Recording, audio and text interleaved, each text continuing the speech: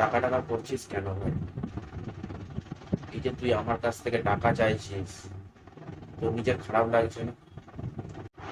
আরে কি হয়েছে, টাকা ধার দিয়েছিস তো, কি হয়েছে তোতে? তুই টাকা ধার দিয়েছিস বলে কি তুই মাথা কিনে নিবি নাকি? আবার টাকা ধার দিয়েছি। দেখ, একটা কথা আছে জানিস তো,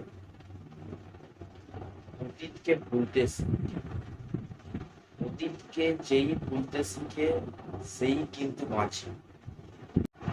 আরে আমি এত কষ্ট করে জীবনে রিস্ক নিয়ে, ঝুঁকি নিয়ে, ঘাম ঝরিয়ে তোর কাছ থেকে আমি টাকা ধার নিয়েছি, আর এত সহজে আমি তোকে টাকা দিয়ে দেবো?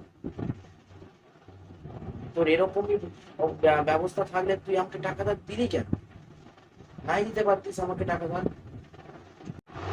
দেখ ভাই, আমি বুঝতে পেরেছি যে কথাগুলো তোর সেন্টিমেন্টালে লেগেছে, ক্ষমা করে দিস, সরি। কিন্তু অতীতকে ভুলতে শিখ ভাই, অতীতকে ভুলতে শিখ। অতীতকে ভুলিসনি বলেই আজ তুই এই পরিণতি তোর। আজ তুই আমার কাছ থেকে টাকা চাইছিস, নিজের মানে ভালো বন্ধুর কাছ থেকে তুই টাকা চাইছিস কেন? বন্ধুকে তুই দান করে দিতে পারিস না? নিজের মন ভরে দান করে দিতে পারিস না বন্ধুকে?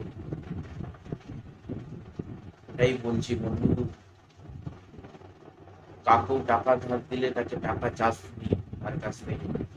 তুই ভেবেলে তুই দান করে দিচ্ছিস, তুই ঠাকুরের কাছে স্বর্গ হয়ে গেছিস, তুই কত ভালো কাজ করছিস, পাপ থেকে মুক্তি লাভ করলিস তুই তাকে টাকা দান করে।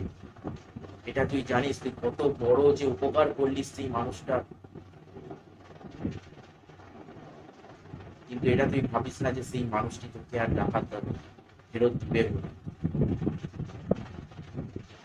তাই বলছি বন্ধু, তুই এখন একটা কাজ কর, এইসব ভুলে যা, অতীতকে ভুলে যা, আর এখন আমাকে তুই 10,000 টাকা পাঠা।